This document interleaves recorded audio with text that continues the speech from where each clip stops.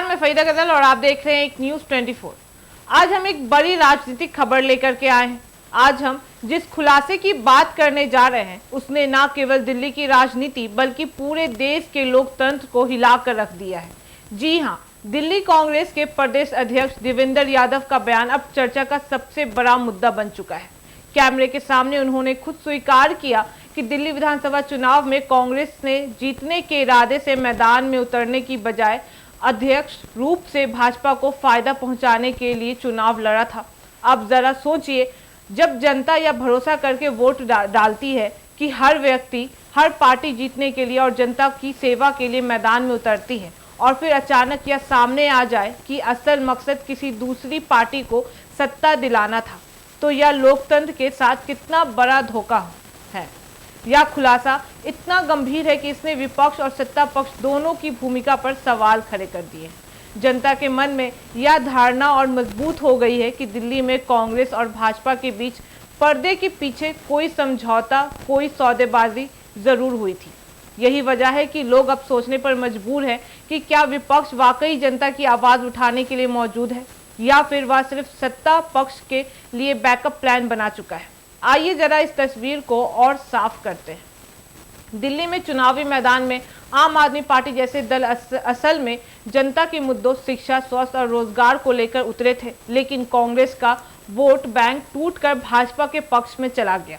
इसका सीधा फायदा भाजपा को मिला और चुनावी नतीजों में चौंकाने वाले समीकरण सामने आए थे। यानी कांग्रेस ने विपक्ष की भूमिका निभाने के बजाय भाजपा को मजबूत करने का काम किया है। इन सब सवाल यह है कि जब जनता भरोसा करके वोट डालती है तो क्या उसे यह हक नहीं है कि वह जाने कि असल में उसके वोट का इस्तेमाल किसके लिए हो रहा है। देवेंद्र यादव का यह बयान मानो उस पर्दे को हटा देता है जिसके पीछे कांग्रेस और भाजपा का छिपा हुआ खेल चल रहा था। और यह सिर्फ दिल्ली की राजनीति का मामला नहीं है, यह सवाल पूरे देश के सामने है, क्योंकि अगर चुनाव सिर्फ सत्ता के समीकरण बनाने के लिए का खेल बन जाए और अगर विपक्ष जनता की सेवा छोड़कर सत्ता पक्ष को मजबूत करने में लग जाए तो लोकतंत्र की आत्मा को कौन बचाएगा। लोकतंत्र की सबसे बड़ी ताकत यही है कि जनता को चुनने का अधिकार है और इस अधिकार को मजबूत बनाने के लिए विपक्ष का मजबूत होना बेहद जरूरी है। विपक्ष ही वह ताकत है जो सरकार की गलतियों को उजागर करता है और जनता के लिए सवाल खड़े करता है और उसे जवाब मांगने का हक दिलाता है। लेकिन जब विपक्षी सत्ता पक्ष की सीढ़ी बनाने लगे तो जनता की आवाज दब जाती है और लोकतंत्र का असली उद्देश्य खत्म हो जाता है।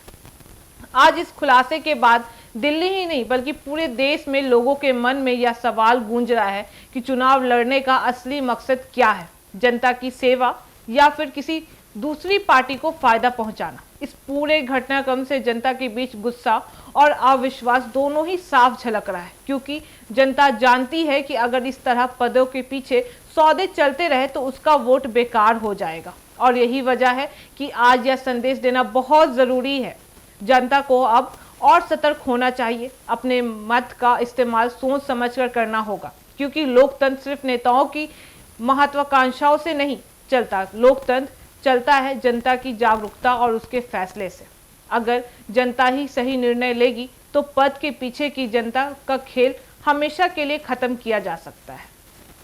तो दोस्तों, दिल्ली कांग्रेस के अध्यक्ष के इस कबूलनामे ने लोकतंत्र की असली तस्वीर सामने रख दी है, तस्वीर जो चौंकाने वाली है और सवाल जो बेहद गंभीर छुपी हुई है। क्या हमारे देश का लोकतंत्र अब भी जनता की सेवा के लिए है या सिर्फ सत्ता की बाजीगिरी के लिए? जवाब आपको खोजना है, क्योंकि लोकतंत्र की सबसे बड़ी ताकत नेता नहीं जनता है और जब जनता जागरूक होगी तभी पदों के पीछे की राजनीति का खेल खत्म हो पाएगा।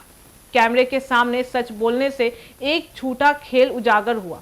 अब सच का फैसला जनता के हाथों में है। तो ये थी आज की बड़ी खबर। बाकी इस मामले पे आप अपनी राय हमें कमेंट सेक्शन में जरूर बताएं और ऐसी तमाम खबरों के लिए देखते रहे एक न्यूज़ 24। हर खबर सबसे पहले सबसे सटीक। वीडियो को लाइक करें, शेयर करें और चैनल को सब्सक्राइब करना ना भूलें। धन्यवाद।